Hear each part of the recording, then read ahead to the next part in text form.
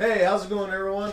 My name is Briggs, and this is my dad, Brett, and we're from Miles Pellet Stoves. And today we're doing a pellet stove quick tips video on should you really buy that used pellet stove? Yeah, we're going to give you some tips and hopefully it'll help you at home. I mean, there's some good stoves out there and some not so good stoves, and we're going to give you a few little tips again. Follow along with us, and we'll see you in a bit. Let's do it. Okay, welcome friends. Now here's a slew of parts that come from pellet stoves. Some new, some used. Now, when you're shopping for a used pellet stove, to me and to Briggs, or Briggs and I, you want to be looking for top name brands and models. Companies that are still producing the stoves, or moreover, still producing the parts, because a lot of these parts are mechanical, like these fans, and they'll have to be replaced. Look at price point. Just kind of do your studies. There's some really good stoves out there, and you'll get a good price, or you just can negotiate and you bring it home. But before you bring a stove home, narrow down the one that's right for you and your family. Go see the used stove. Make sure that the owner or the seller starts the stove for you. A startup sequence where the pellets come out, you see smoke, you see spark, you see flame, and it goes into a run cycle. And you can see the pellets keep dropping in.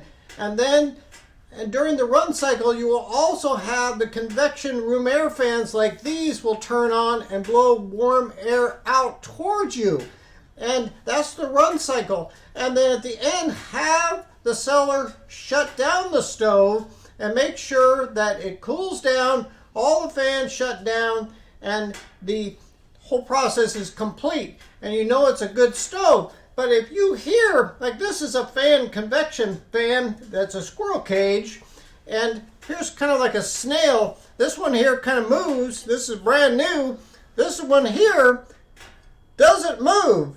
And most likely the motor or the bearings are bad. So all these things add up. And these are igniters.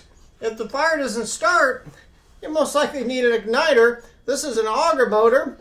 Those things add up. The burn pot. Look at this. This is brand new, but you want to make sure that you have a solid burn pot. If not, that adds up. But the biggest thing, good golly, the control board. This controls everything in the stove, and you want to make sure that this works properly. If not, good golly, you're looking at $169 to $600 for different control boards. Burn pots, $69 to about $150. Auger motors, $49 to $89. These convection fans here, anywhere from $89 to $189.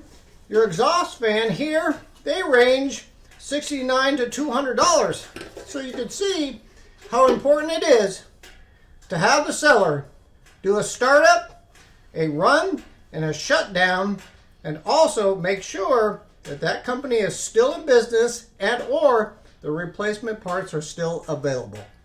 All right, guys, that's it. Now remember, do your research so you don't end up with the lemon of a used stove. It doesn't work. It ends up being a money pit, or what we also call a boat anchor. That's right, a boat anchor or a money pit. It's just like buying a used car or truck. Same thing. Just really, again, see the seller.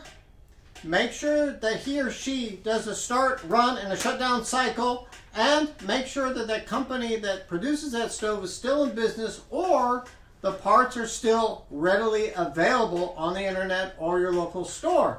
I'm telling you, you work hard for your dollars. I see these ads out there, and it's like they'll show a picture of a stove and say it's $750, and here's the top line. It worked great when we removed it. Classic. That's a nice line, but you challenge them and you have them show you how that stove works before you put it into your truck and you take it home. Make sure it's safe as well. We'll see you On the next time. Thanks, Thank guys. you.